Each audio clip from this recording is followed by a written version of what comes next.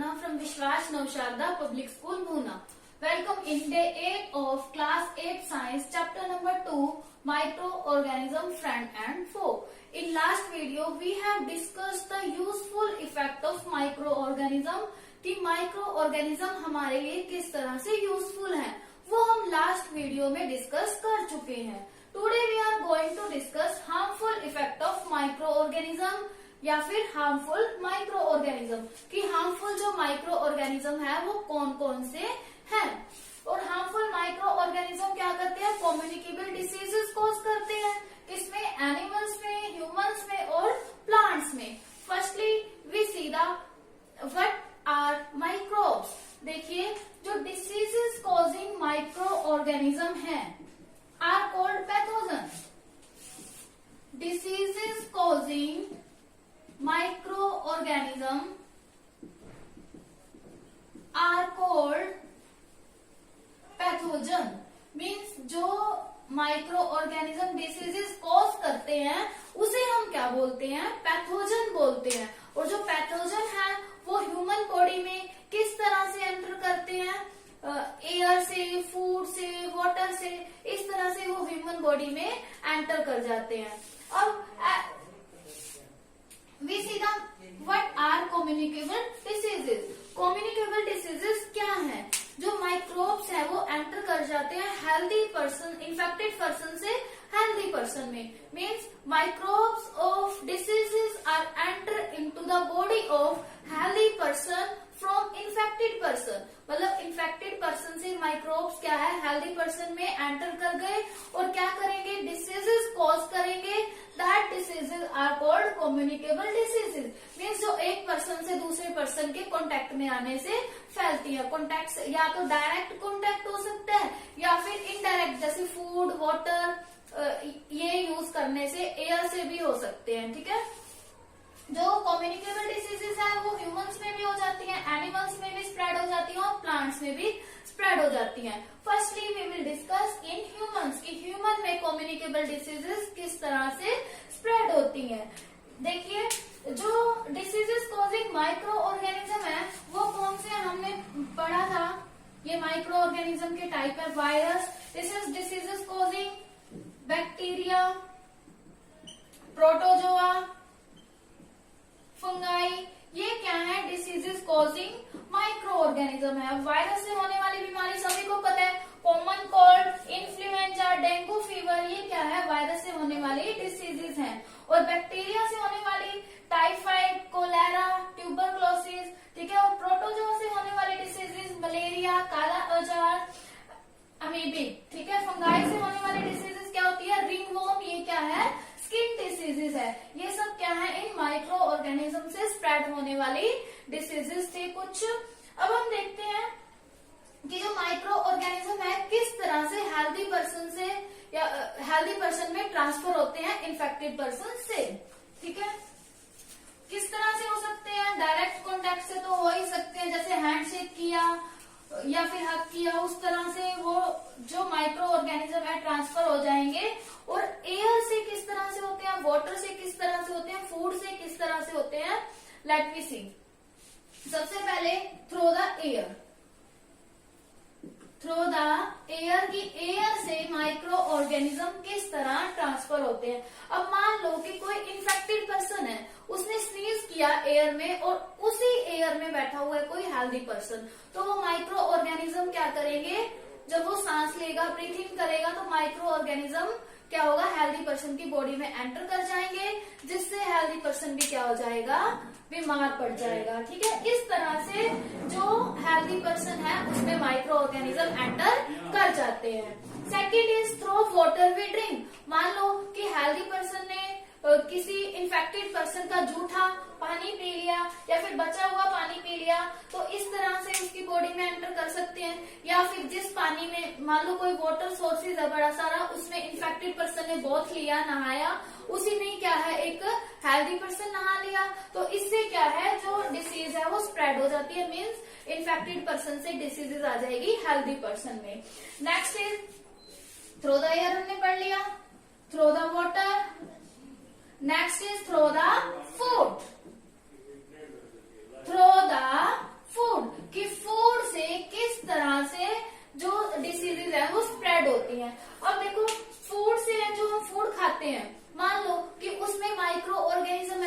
ढककर नहीं रखा तो उसके ऊपर मक्खियां मच्छर वो बैठ जाएंगे, जिससे फिर क्या होगा, फूड स्पॉइल हो जाता है। अगर कोई भी हेल्दी पर्सन उस फूड को खा रहा है वो बीमार पड़ जाएगा। अब देखो सोयल में भी बहुत सारे माइक्रो ऑर्गेनिज्म प्रेजेंट होते हैं। अगर हमने वेजिटेबल फ्रूट्स को वॉश करके नहीं खाया तो माइक्रो ऑर्गेनिज्म हमारी बॉडी में एंटर कर जाएंगे, जिससे फिर हम बीमार पड़ सकते हैं। नेक्स्ट है through the insects and animal और इंसेक्ट से किस तरह से डिसीजेस स्प्रेड होती हैं। अब देखिए इंसेक्ट कौन कौन से हैं, हाउस फ्लाई, ठीक है। अगर मान लो हमने फूड को ढककर नहीं रखा तो जो मक्खियां हैं वो हमारे फूड पर बैठेंगी, और मान लो किसी पहले ऐसे चीज पर बैठ गई जो हमारे लिए हार्मफुल है, उससे बैठकर हमारे फूड पे आएंगी, जिससे वो क्या करेंगी, हमारे फूड को स्पॉइल कर देंगी। हमारा फूड स्पॉइल हो गया, अगर हम उस फूड को खाएंगे तो हम बीमार पड़ सकते हैं। तो इसीलिए क्या है, we should keep the food covered, हमें क्या है अपने फूड को कवर करके रखना चाहिए ताकि उसमें हाउस फ्लाइज या फिर इंसेक्ट कुछ भी एंटर ना कर सके। नेक्स्ट देखिए, और किससे कौन कौन सी डिसीज हो सकती है हाउस फ्लाई से, कोलेरा, टाइफाइड, डायसेंट्री और ट्यूबरक्लोसिस, ये डिसीजेस जनरेट हो सकती है, ये डिसीजेस प्रोड्यूस हो सकती है हाउस फ्लाई से। नेक्स्ट है इंसेक्ट। इंसेक्ट क्या होते हैं, मच्छर से फैलने वाली बीमारी सभी को पता है कि मलेरिया। अब जो इंसेक्ट है या फिर फीमेल एनोफिलिस है उससे क्या होता है, मलेरिया डिसीजेस स्प्रेड होती है। देखिए फीमेल एनोफिलिस मॉस्किटो क्या करेगा, वो क्या करेगा, ह्यूमन बॉडी का ब्लड सक करेगा। मान लो कि उसने एक अनहेल्दी पर्सन का या फिर इन्फेक्टेड पर्सन का ब्लड सक किया और फिर वो किसी हेल्दी पर्सन में चला गया, फिर उसने वो ब्लड जो है दूसरे का सक करने की कोशिश की तो वो वाला ब्लड वहां चला गया, जिससे क्या होगा, मलेरिया बीमारी कॉज हो जाती है। ठीक है, ब्लड के अंदर जो प्लाज्मोडियम होते हैं ना वो क्या करते हैं, मलेरिया को कॉज करते हैं। जो एड्स मॉस्किटो हैं वो क्या करते हैं, act as a carrier of dengue, वो क्या करते हैं, डेंगू वायरस के कैरियर होते हैं जो एड्स मॉस्किटो हैं। ठीक है, AEDES, एड्स मॉस्किटो क्या करते हैं, डेंगू को स्प्रेड करते हैं, और फीमेल एनोफिलिस जो है वो मलेरिया को स्प्रेड करते हैं। अब ये कह रहे हैं कि हमें घर के आसपास पानी को नहीं इकट्ठे होने देना चाहिए, क्योंकि अगर हमारे घर के आसपास वाटर कलेक्ट होगा तो उसमें मॉस्किटो ब्रीड करेंगे। अगर उसमें मॉस्किटो ब्रीड करेंगे तो क्या होगा, वो डिसीजेस कॉज करेंगे, डिसीजेस स्प्रेड करेंगे। इसलिए हमें घर के आसपास का एरिया क्लीन और ड्राई रखना चाहिए ताकि मॉस्किटो ब्रीड ना कर सके। तो ये था कि कम्युनिकेबल डिसीजेस किस तरह से ह्यूमंस में फैलती हैं, थ्रू द एयर से कॉमन कोल्ड कफ, और थ्रू द वाटर से स्किन डिसीजेस हो सकती हैं, फूड से कौन सी होती है डिसीजेस, और इंसेक्ट और एनिमल से कौन कौन सी डिसीजेस स्प्रेड हो सकती है, ये सब हमने डिस्कस किया। But you have to read from the book also, आपको क्या है ये बुक से भी रीड करना है। अब हम देखते हैं कि एनिमल से किस तरह से डिसीजेस स्प्रेड होती है, या फिर एनिमल में किस तरह से कम्युनिकेबल डिसीजेस स्प्रेड होती है। माइक्रो ऑर्गेनिज्म जिस तरह ह्यूमन बीइंग में डिसीजेस कॉज करते हैं उसी तरह एनिमल में भी क्या करते हैं, डिसीजेस कॉज करते हैं। नाउ वी विल सी कि किस तरह से जो एनिमल्स में माइक्रो ऑर्गेनिज्म डिसीजेस कॉज करते हैं। अब देखो एनिमल्स कौन कौन से हैं, काउ, शिप, बुफेलोज, इन सब में, या फिर पोल्ट्री भी हो सकता है, इन सब में क्या करते हैं, डिसीजेस कॉज करते हैं माइक्रो ऑर्गेनिज्म। और अगर एनिमल्स में डिसीजेस कॉज हो गई तो इससे क्या होगा, एग प्रोडक्शन जो है वो रिड्यूस हो जाएगी। मीन्स डिसीजेस कॉज होने से क्या होगा, एग प्रोडक्शन रिड्यूस हो जाएगी, और क्या होगा, उनकी ग्रोथ कम हो जाएगी, और क्या होगा, और भी बहुत सारी मतलब चीजें हो सकती हैं किससे, कम्युनिकेबल डिसीज से।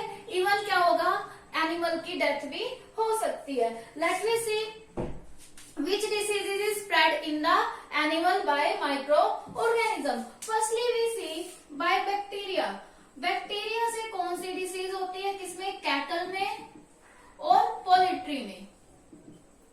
कैटल में क्या हो सकता है बैक्टीरिया से, एंथ्रेक्स हो सकता है और ट्यूबरक्लोसिस हो सकता है, एंथ्रेक्स एंड टीबी, ट्यूबरक्लोसिस। और पोल्ट्री में क्या होता है, डायरिया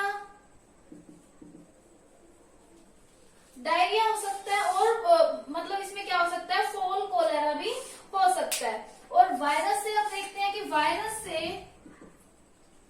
कैटल और पोल्ट्री में कौन कौन सी डिसीजेस हो सकती हैं। वायरस से होने वाली कैटल में क्या होती है, फुट और माउथ डिसीजेस हो सकती है, foot and mouth disease.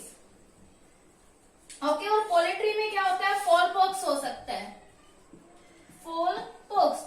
These are some diseases that are caused in cattle and poultry with bacteria and virus। की बैक्टीरिया और वायरस से एनिमल्स में कौन कौन सी डिसीज हो सकती हैं, ये कुछ डिसीजेस के नेम हैं। अब देखिए, अगर एनिमल में डिसीजेस होती रहेंगी तो इससे क्या होगा, एग प्रोडक्शन कम हो जाएगा, एनिमल की डेथ भी हो सकती है, और क्या होगा, उनकी ग्रोथ में कमी आ जाती है, मीन्स उसकी ग्रोथ रिड्यूस हो जाती है। तो इस तरह से जो माइक्रो ऑर्गेनिज्म है वो एनिमल के लिए हार्मफुल है। Let we see how micro organism are harmful for the plant. कि प्लांट के लिए किस तरह से जो माइक्रो ऑर्गेनिज्म है वो हार्मफुल है। अभी हमने देखा कि जो माइक्रो ऑर्गेनिज्म है एनिमल के लिए हार्मफुल है, तो प्लांट के लिए भी होंगे। प्लांट के लिए कैसे होंगे, अब देखो, मान लो माइक्रो ऑर्गेनिज्म वेजिटेबल पे या किसी प्लांट पे माइक्रो ऑर्गेनिज्म स्प्रेड हो गए, तो इससे क्या होगा, उनकी प्रोडक्शन कम हो जाएगी, मीन्स प्लांट की जो प्रोडक्शन है कम हो जाएगी। उससे जो मिलने वाली क्रॉप यील्ड है, means crop yield reduce, crop yield क्या हो जाएगी, कम हो जाएगी, अगर कम्युनिकेबल डिसीजेस या फिर कोई भी डिसीजेस प्लांट के अंदर स्प्रेड हो गई। और क्या होगा, प्लांट के अंदर जो डिसीज है वो किसके थ्रू स्प्रेड हो सकती है, सीड से भी हो सकती है, एयर से भी हो सकती है, और वाटर से भी हो सकती है। अब हम देखते हैं कि कौन सी डिसीजेस कौन से प्लांट में स्प्रेड होती है और किस माइक्रो ऑर्गेनिज्म से होती है। प्लांट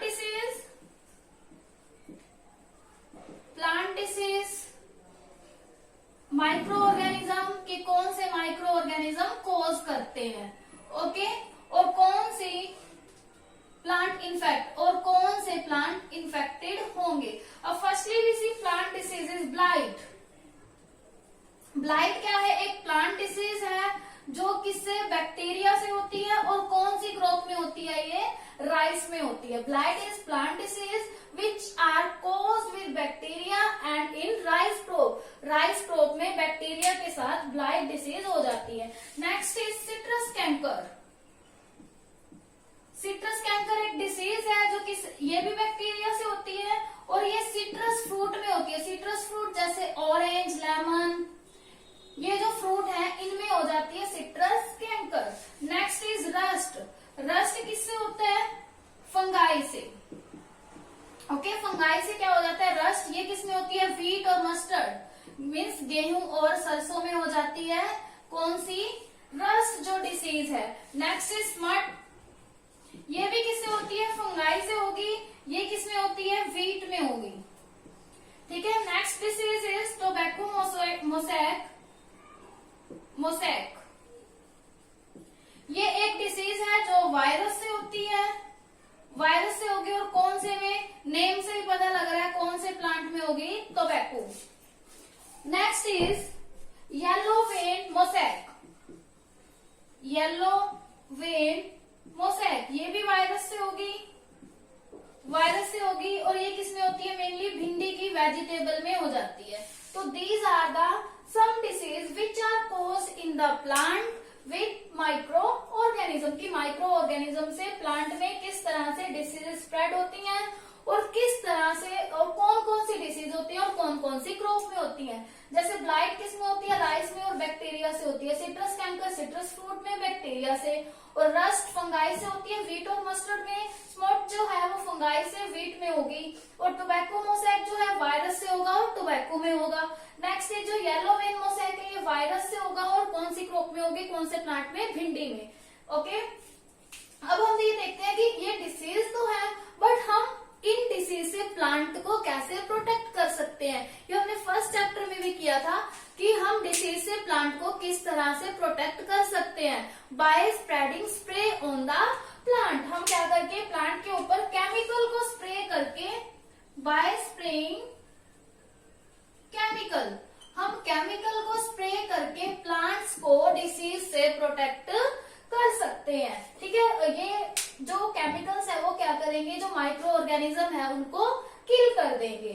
ओके, नेक्स्ट है micro organism cause spoilage of food. ये तो हमने देखा था कि माइक्रो ऑर्गेनिज्म जो है वो कॉज कम्युनिकेबल डिसीज, कि micro organism communicable diseases cause करते हैं। नेक्स्ट जो माइक्रो ऑर्गेनिज्म है वो क्या करते हैं, फूड को भी स्पॉइल करते हैं। अभी हमने देखा कि जो माइक्रो ऑर्गेनिज्म है बहुत टाइम के लिए अगर फूड रखा रहे तो माइक्रो ऑर्गेनिज्म क्या करेंगे, फूड में ग्रो हो जाएंगे और फूड को क्या कर देंगे, स्पॉइल कर देंगे। मींस एक तो हार्मफुल इफेक्ट ये हो गया कि micro organism cause communicable diseases, दूसरा हार्मफुल इफेक्ट क्या हुआ, micro organism cause spoilage of food, की माइक्रो ऑर्गेनिज्म से क्या होगा, फूड स्पॉइल हो जाएगा। Micro organism cause spoilage of food, micro organism क्या करते हैं, फूड को स्पॉइल करते हैं। Late me C how micro organism spoil the food, कि माइक्रो ऑर्गेनिज्म किस तरह से फूड को स्पॉइल करते हैं। अब देखो कि कभी कभी फूड स्पॉइल हो जाता है अलग अलग रीजन की वजह से। मान लो कि हमने उसे कवर करके नहीं रखा, या फिर इम्प्रॉपरली कुक किया, या फिर हमने उसको प्रॉपरली प्रिजर्व नहीं किया, टेम्परेचर मतलब बहुत ज्यादा हो गया, रेफ्रिजरेटर में नहीं रखा, तो इसकी वजह से क्या होता है, फूड स्पॉइल हो जाता है। लेकिन क्यों स्पॉइल होता है, क्योंकि उसके ऊपर माइक्रो ऑर्गेनिज्म ग्रो कर जाते हैं। अगर हमने प्रॉपरली फूड को स्टोर नहीं किया तो माइक्रो ऑर्गेनिज्म फूड के ऊपर ग्रो हो जाएंगे, जिससे क्या होगा, फूड स्पॉइल हो जाएगा।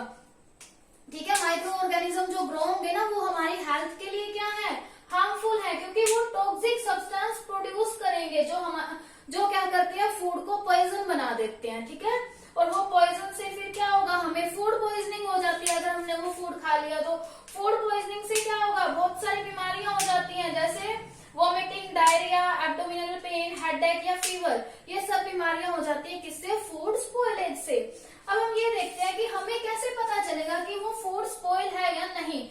अगर मान लो कि फूड स्पॉइल है तो कौन कौन सी थिंग्स है जिससे आपको पता लगेगा कि फूड स्पॉइल है, या आप किस तरह से आइडेंटिफाई करोगे कि फूड क्या है, स्पॉइल है। सबसे पहला तो उसमें अनप्लीजेंट स्मेल आएगी, मीन्स अनप्लीजेंट स्मेल। अगर फूड के अंदर से अनप्लीजेंट स्मेल आ रही है तो आप आइडेंटिफाई कर लोगे कि दिस फूड इज स्पॉइल। दूसरा क्या है, कलर चेंज हो जाएगा, चेंज कलर। अगर मान लो कि आपको किसी फूड का कलर चेंज दिखाई दिया तो आप आइडेंटिफाई कर लोगे कि दिस फूड इज स्पॉइल। और दूसरा क्या है, टेस्ट। मान लो कि थोड़ा सा आपने फूड टेस्ट किया और अगर आपको उसका टेस्ट चेंज लगा तो यू विल आइडेंटिफाई कि फूड इज स्पॉइल। मतलब कि इन 3 थिंग्स से या फिर इन 3 चीजों से आप आइडेंटिफाई कर सकते हो कि फूड जो है वो स्पॉइल है या नहीं है। स्मेल, कलर और टेस्ट। अगर अनप्लीजेंट स्मेल है, कलर चेंज हो गया, बैड टेस्ट है, तो it means food is spoiled, food क्या है, खराब है। अब देखो बैक्टीरिया जो है वो फूड पॉइजनिंग कॉज करते हैं। कौन कौन से बैक्टीरिया फूड पॉइजनिंग कॉज करते हैं, सैल्मोनेला, ओके, स्टैफिलोकोकी और क्लोस्ट्रीडियम, ये क्या है, these are bacteria which cause food poisoning. और फंगाई जो है वो कौन कौन सी है जो डिसीजेस कॉज करती है या फूड पॉइजनिंग कॉज करती है, एस्पेरिगिलिस और पेनिसिलियम। ये क्या है, 2 फंगाई के टाइप है जो फूड पॉइजनिंग को कॉज करते हैं। नेक्स्ट इज, तो अगर हमने फूड पॉइजनिंग से बचना है तो हमें क्या करना चाहिए, फूड पॉइजनिंग से बचना है तो इट मीन्स फूड स्पॉइलेज से बचना है। फूड स्पॉइलिंग से कैसे बचा जा सकता है, कि हमें फूड को अच्छी तरह से प्रिजर्व करना चाहिए, प्रॉपर टेम्परेचर पे, ठीक है, प्रॉपर टेम्परेचर पे रखना चाहिए, अच्छी तरह से हमें फूड को कुक करना चाहिए ताकि उसमें मॉइस्चर ना रहे। तो इस तरह से हम फूड को स्पॉइल होने से बचा सकते हैं। ठीक है, नेक्स्ट टॉपिक जो है फूड प्रिजर्वेशन। ये था स्पॉइलेज ऑफ फूड, की स्पॉइलेज ऑफ फूड का इन 3 चीजों से हम पता लगा सकते हैं। नेक्स्ट टॉपिक जो है हमारा फूड प्रिजर्वेशन। अब फूड खराब तो हो गया, माइक्रो ऑर्गेनिज्म की हेल्प से। बट अगर हमने फूड को प्रिजर्व करना है तो हम कैसे कर सकते हैं? Firstly condition are dry, condition कैसी होनी चाहिए? ड्राई होनी चाहिए। नेक्स्ट क्या है? टेम्परेचर वेरी लो होना चाहिए। गर्मियों में क्या है, अगर हम रेफ्रिजरेटर से बाहर फूड को रख देते हैं तो क्या होता है? फूड खराब हो जाता है। तो इसीलिए लो टेम्परेचर पे हमें फूड को स्टोर करना चाहिए। सी क्या है? कुछ फूड ऐसे होते हैं जो लो टेम्परेचर पे सही नहीं रहते, प्रिवेंट नहीं रहते, तो उसके लिए टेम्परेचर कैसा होना चाहिए? हाई होना चाहिए। ठीक है, ये क्या है? फूड के टाइप पे डिपेंड है कि कंडीशन वेरी लो वाली होनी चाहिए या फिर वेरी हाई वाली होनी चाहिए। अब देखो फूड प्रिजर्वेशन होता क्या है? The process by which spoilage of food is prevent by using chemicals और फिजिकल मेथड। ऐसा प्रोसेस जिससे हम स्पॉइलेज ऑफ फूड को बचा सकते हैं। ठीक है, स्पॉइलेज ऑफ फूड से फूड को प्रिवेंट कर सकते हैं या तो फिजिकल मेथड से या फिर केमिकल मेथड से, उसे हम क्या बोलते हैं? Food preservation. नेक्स्ट टॉपिक हमारा है method use for food preservation, that we will discuss in next video. You have to read this chapter till food preservation. Method जो है वो हम नेक्स्ट वीडियो में डिस्कस करेंगे। Thank you, bye bye, keep studying.